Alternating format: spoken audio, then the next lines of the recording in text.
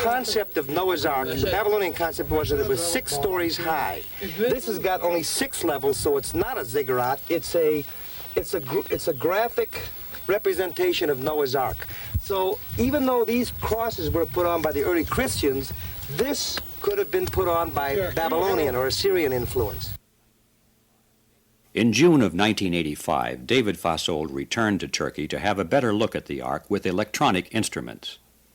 He was accompanied by Ron Wyatt and also Dr. John Baumgardner, a scientist from the Los Alamos National Laboratory.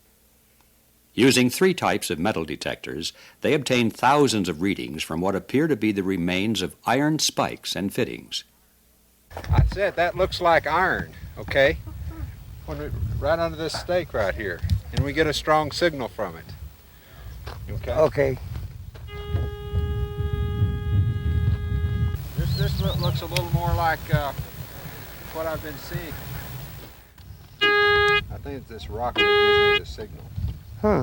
The rock or the protrusion? The rock.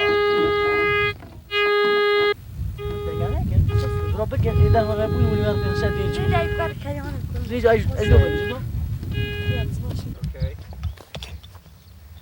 Oh, look at that. Oh, well, wait a minute. Wait a minute. Let me get a close-up of that. Kind of, You want my hand in there for? Yeah, just to point at those little flakes of iron that are coming out, like right there. There and there.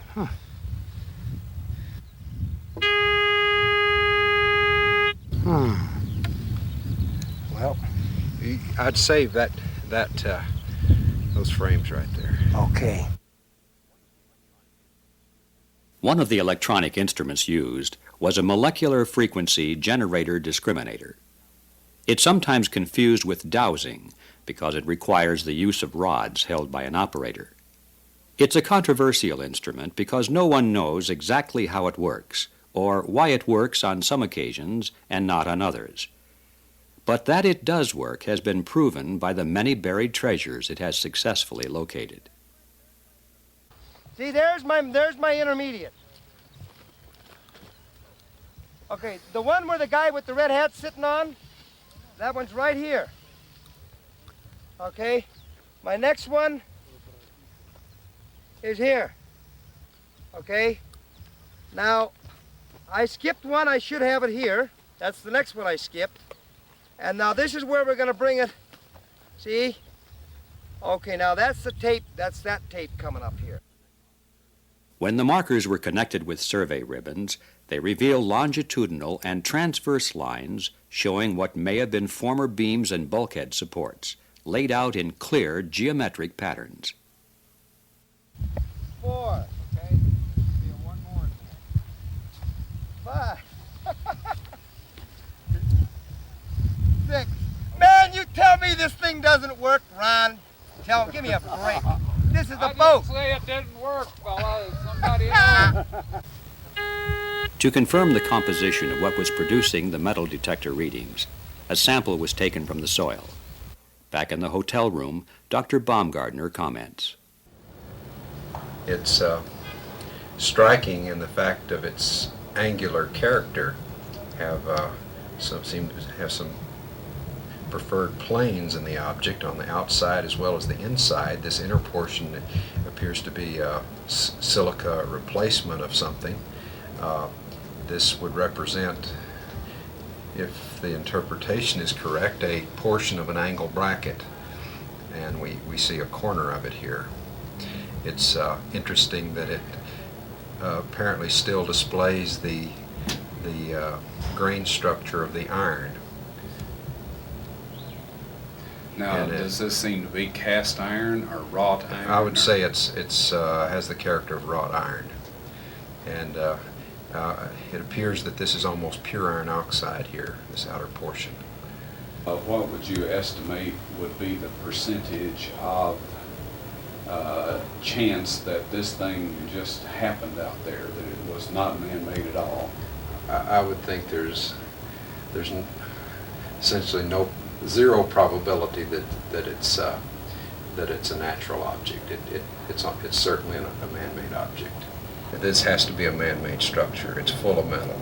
The metal is has a regular pattern to it, and the size of the thing and the shape of the thing is such that it's almost certainly a large boat. Fasold returned the following year with a ground-penetrating radar unit, the kind used by geologists to identify subsurface formations.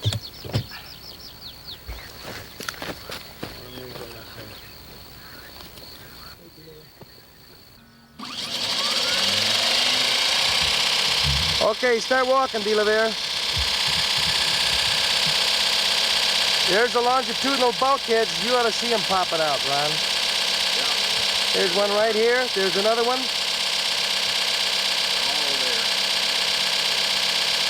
Oh, man. Woo! Look at them. There's the keel line right there. Oh, Ron, the lines are there! The lines are there.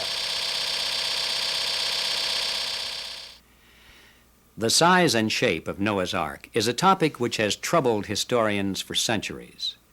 One of the problems is uncertainty regarding the length of a cubit. English tradition holds that a cubit was the length of one's forearm, from 17 to 22 inches. Hebrew tradition sets it at 18 inches. Since the book of Genesis is believed to have been written by Moses, and since Moses was a Hebrew, many biblical scholars have used the Hebrew cubit to calculate the length of Noah's Ark at 450 feet. But there's another cubit which is much older. It was used by the Egyptians in the construction of the pyramids. It's measured at 20.6 inches. Moses was raised by an Egyptian princess in the house of Pharaoh and educated by Egyptian scholars. Undoubtedly, he was taught their standard of measure.